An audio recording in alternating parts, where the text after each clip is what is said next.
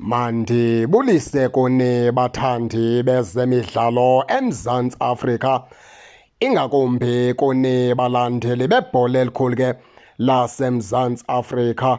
Baphulaphuli ke lapha siza ke nentetha ethi uThabo Molisane oyidifenda yeqela leStellenbosch ude wabe kuyasayina pha icontract entsha neqela leKaizer Chiefs.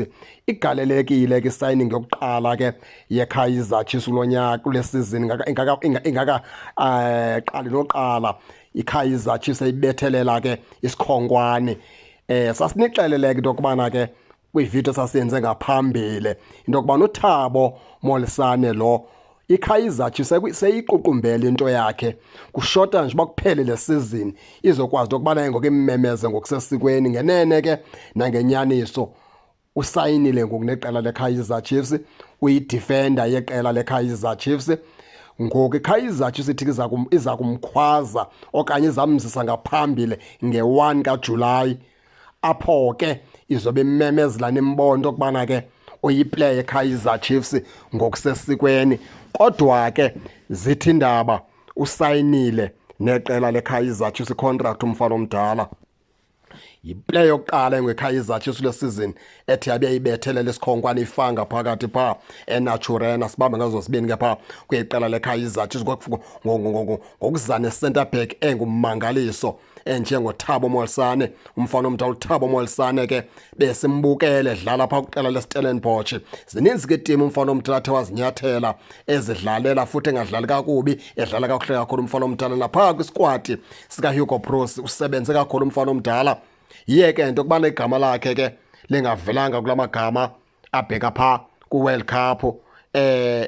Indima ke yabafana abafana noHugo Broos ayihambi ngendlela ke straight, ayihambi ngendlela right. Awunozuthi umuntu akaperform kakuhle xa ngabizwa ngabafana abafana. uHugo Broos akahambi ngokwe-performance pha, akahambi ngokuthi play performe kanjani, uhamba ngokothando analo emdlaleni. Yiyona ndlela akakhetha ngayo isquad sakhe uHugo Broos. Uhambisana ngokubana ebeqhelele kangakanani nale player okanye le player uyithanda kangakanani, akajongi into okubana lona uperforma kangakanani kunomnye. Ndifuna ukuthi ke asinomkhalazela ke noThabo Molisane into okubana ke abe akasabizwanga nguHugo Broos, ngoba kaloku nobe beperforme kakuhle kwiStellenbosch ngendlela esembona ngayo, i-performance ayithethi into pha kumlumzana uHugo Broos. Okubalulekileyo into okubana ke iKaizer Chiefs neStellenbosch zinobudlelwane obuhle kakhulu. Ubudlelwane bazo buhle kakhulu xa kuthethwa ngomba wabadlali. Banintsi abadlali iKaizer Chiefs ke ebafumana pha kwelaqela leStellenbosch. Singabala ababini nabathathu, sibala uOx Mthethwa, sibale pha uZitha Khweneka, sibale pha uDupreez. Yabona into okubana inobudlelwane obuhle kakhulu iKaizer Chiefs pha neqela leStellenbosch. Ngoku nguThabo Molisane opha kwiqela leKaizer Chiefs osuka pha kwiqela leStellenbosch. Bese sithi ke masinazise ke zondaba zokubana ke igalelekile iplay yokuqala pha ngaphakathi ke eNaturena yayibethelela isignature yayisayina icontract.